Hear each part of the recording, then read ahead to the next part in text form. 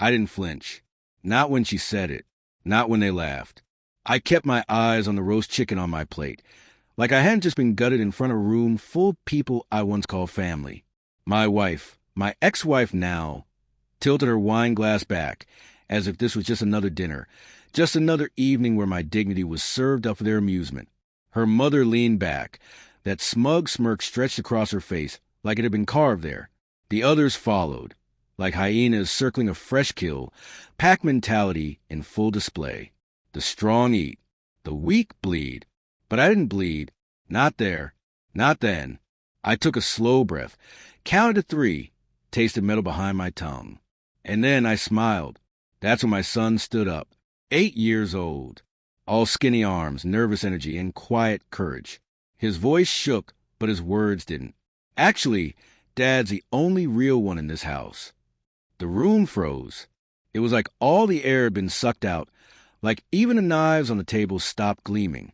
No one spoke. No one moved. And Eli, my boy, just sat back down and kept eating, as if he hadn't just burned the place to the ground with a single sentence. For me, that was the moment, the spark that lit the fuse. I'd married Rachel because I thought she was light. She came into my life with soft hands and bright eyes and made me believe in peace. We bought the house with the white fence. We named our son Eli. I thought all of it meant something.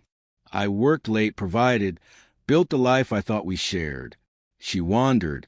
At first, the cracks were so small, late-night texts she brushed off, a strange cologne that didn't belong in our bed.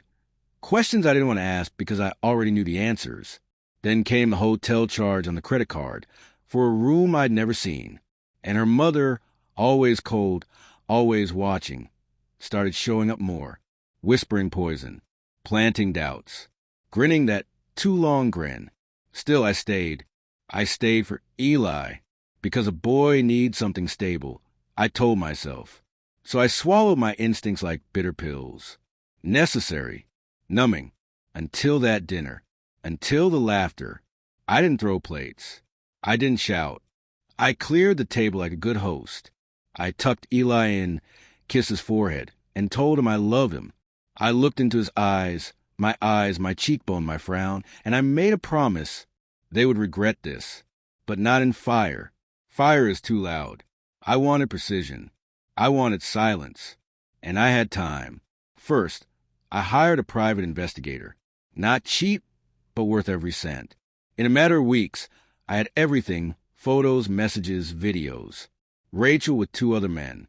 One of them a co-worker I had trusted. The other, my cousin. I called my lawyer next. Told him just enough. We revised my will. Drew up custody plans. I started shifting assets quietly. Money moved into a trust for Eli, joint accounts frozen. Her credit lines rerouted to ping my alerts. She didn't notice. I let her think I was broken, quiet, defeated. And when she thought I'd given up, she stopped being careful. I recorded everything. Every insult. Every slurred threat after too much wine.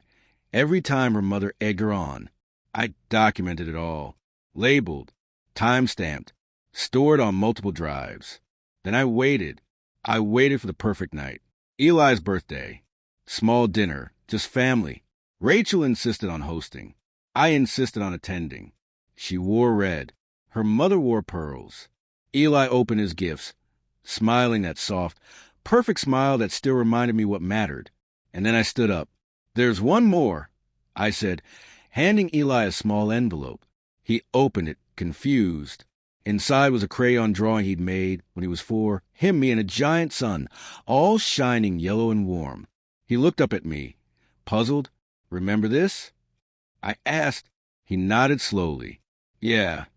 I turned to Rachel. I brought gifts, too. I pressed a button on the remote in my pocket. The television flickered on. Hidden footage filled the screen. Rachel with the other men. Her mother laughing with her about how easily I believed their lies. Rachel's voice clear. "He's too soft to do anything." The room erupted, but not with laughter this time. With gasps, curses, shock. Rachel screamed, denial spilling out of her like a dam breaking. Her mother cursed, reaching for me. I stepped aside, calm as the storm broke around me. I had hired security.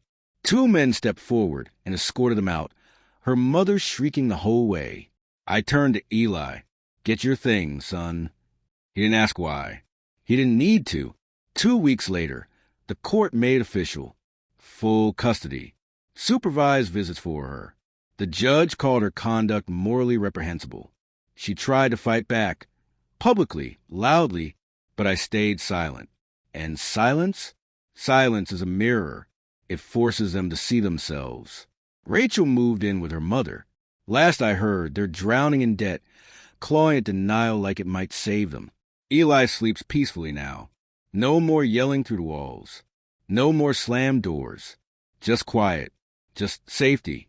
One night, Eli asked me, "Did you know?" I looked at him. I always knew something. I said, I just waited for the truth to speak. He nodded like he understood, like he'd always understood. Exactly like he did, I added, some betrayals cut the deepest because they come dressed as family. But even poison can be purged. And when it is, you don't burn the house down. You build a new one. Brick by quiet, unshakable brick. Please like, subscribe, and share this story.